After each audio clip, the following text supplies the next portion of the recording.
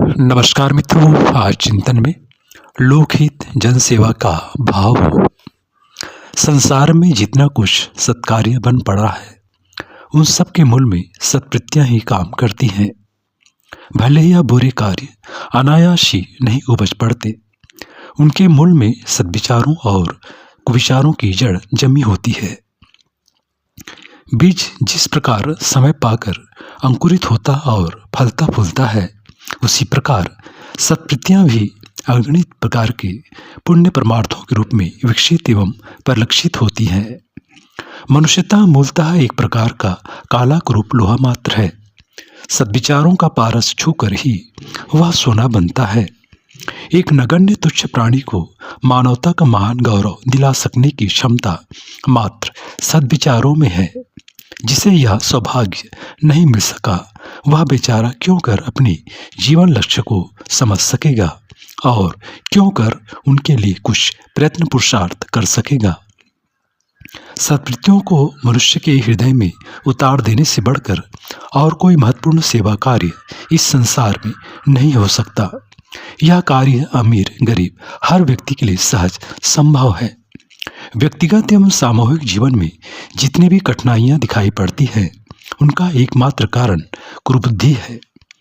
यदि मनुष्य अपनी आदतों को सुधार ले, स्वभाव को सही बना ले तथा विचार व कार्यों का ठीक तारतम्य बिठा ले, तो बाहर से उत्पन्न होती दिखने वाली सभी कठिनाइयां बात ही बात में हल हो सकती है।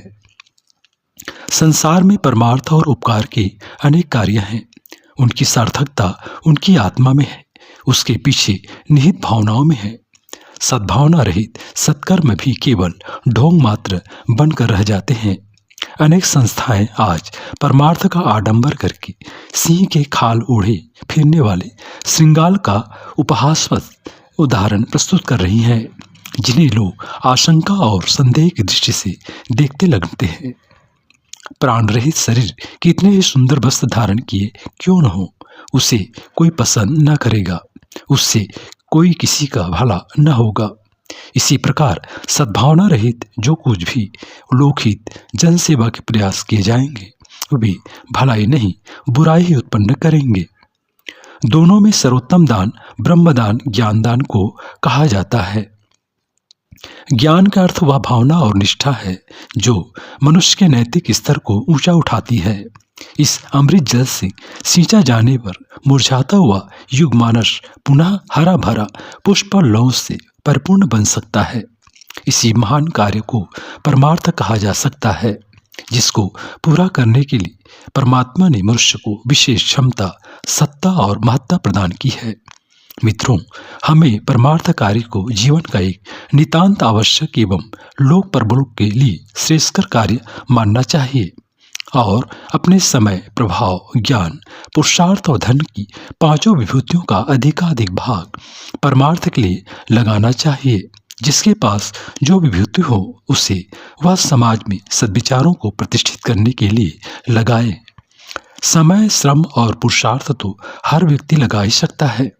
ज्ञानवान अपनी सूझबूझ एवं मार्गदर्शन से अन्यों को प्रेरित कर सकते हैं।